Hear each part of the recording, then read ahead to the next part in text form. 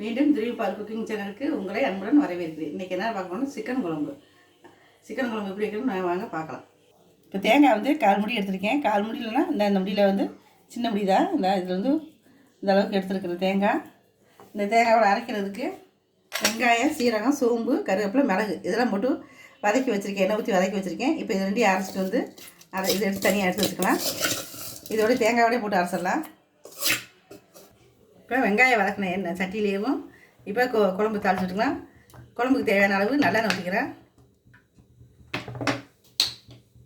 எண்ணெய் காயட்டும். இப்போ எண்ணெய் சூடிடுச்சு. இந்த எண்ணெயில் பட்டை, கிராம்பு, சோம்பு, கல்பாசி எல்லாம் போட்டுருவோம். புரியட்டும். இப்போ ஒரு பெரிய வெங்காயம், இஞ்சி பூண்டு பேஸ்ட்டு ஒரு ஸ்பூனு, கருவேப்பிலை இதெல்லாம் போட்டுருவோம்.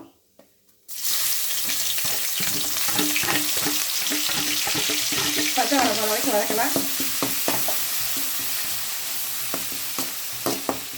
தக்காளி ரெண்டு தக்காளி பொடியாக கட் பண்ணி வச்சுருக்கேன். அதையும் போட்டு வதக்கிடலாம். அதோட உப்பு,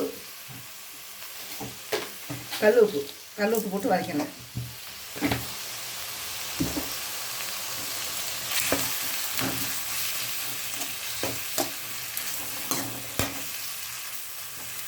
இப்போ இஞ்சி பூண்டு, தக்காளி, வெங்காயம், சோம்பு, பட்டை, கிராம்பு எல்லாம் போட்டு நல்லா வதங்கியாச்சு. இப்போ கோழிக்கறி சிக்கன் எடுத்து போட்டுருவோம். சிக்கன் வந்து ஒரு 1.5 கிலோ சிக்கன். இது எல்லாத்தையும் போட்டு வதக்கிடுவோம்.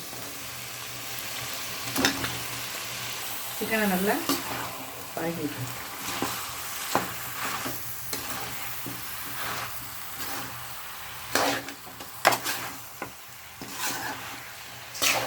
இதோட மஞ்சப்பொடி போடுவோம். மஞ்சப்பொடி போட்டு நல்லா கிண்டிடுவோம்.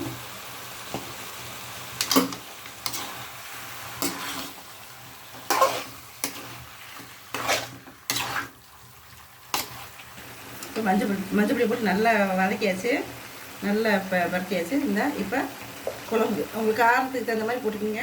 நான் வந்து 2-3 ஸ்பூன் போட்டுக்கேன். உங்களுக்கு கூட குறைய போட்டுருந்தா போட்டுக்கிங்க.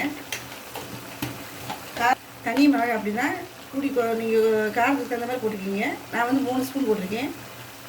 மல்லிப்பொடி ஒரு 3 ஸ்பூன். உங்களுக்கு காரத்துக்கு தகுந்த மாதிரி போட்டுக்கிங்க. தனி மிளகாய் அப்படி வந்து 3 டேபிள் ஸ்பூனு, மல்லிப்பொடி வந்து 3 டேபிள் ஸ்பூனு, கரம் மசாலா வந்து ஒரு டீஸ்பூன். காரம் அதிகமாக சாப்பிட்றவங்க இருக்காங்க. குழந்தைய சாப்பிட்றதுனால காரம் அதிகமாக இருக்குது. எங்கள் வீட்டில் குழந்தைய இல்லாததுனால நாங்கள் வந்து காரம் தான் இருக்கணும். போட்டு நல்லா கிண்டிடுவோம். இது நல்லா கிண்டி கறி வேகிறதுக்காக தேவையான அளவு தண்ணி ஊற்றிக்கலாம். இந்த டம்ளரில் ஒரு 1.5 டம்ளர் தண்ணி ஊற்றுறேன்.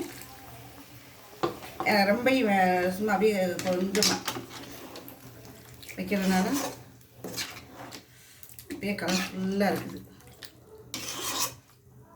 1.5 டம்ளர் தண்ணி வச்சுருக்கேன். இப்போ அப்படியே போட்டு மூடி வச்சிடும். நல்லா கொஞ்சம் நேரம் வேகட்டும். இப்போ எப்படி இருந்து திறந்து பார்க்கலாம்.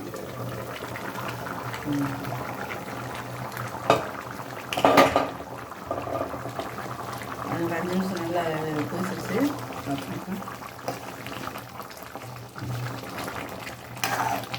இன்னும் ஒரு கொதி வரட்டும். நல்லா கொஞ்சம் நேரம் மூடி வச்சுக்கலாம். நல்லா எந்திரிச்சாச்சும் நல்லா இருக்கும். இன்னும் கொஞ்சம் நேரம், இன்னும் ஒரு 5 நிமிஷம் மூடி வச்சிடலாம்.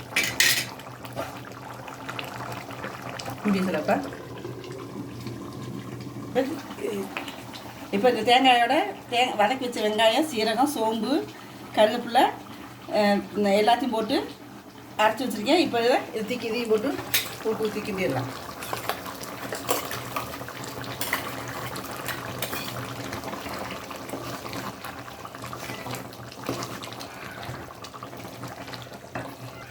இப்போ தேங்காய் ஊற்றியாச்சு. ஒரு 2 கொதி வரவும் குழம்பு அப்புறம் இறக்கணும். அடுப்பு ஆஃப் பண்ணிடலாம்.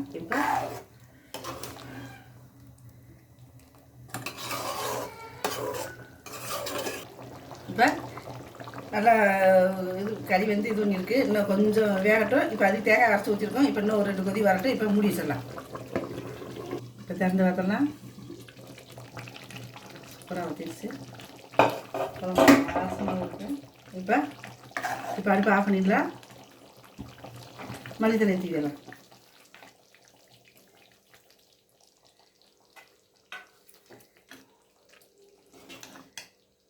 இப்போ நம்ம சிக்கன் குழம்பு ரெடி ஆயிடுச்சு.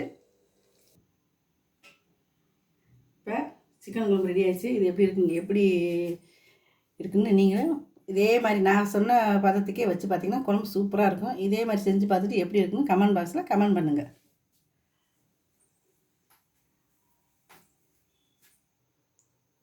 இப்போ சிக்கன் குழம்பு எப்படி இருக்குன்னு நான் சொன்ன பதத்தில் இதே மாதிரி வச்சு பாருங்கள். எப்படி இருக்குன்னு சமைச்சு பார்த்து சாப்பிட்டு பார்த்துட்டு கமெண்ட் பாக்ஸில் கமெண்ட் பண்ணுங்கள், லைக் பண்ணுங்கள், ஷேர் பண்ணுங்கள், சப்ஸ்கிரைப் பண்ண மறந்துடாதீங்க.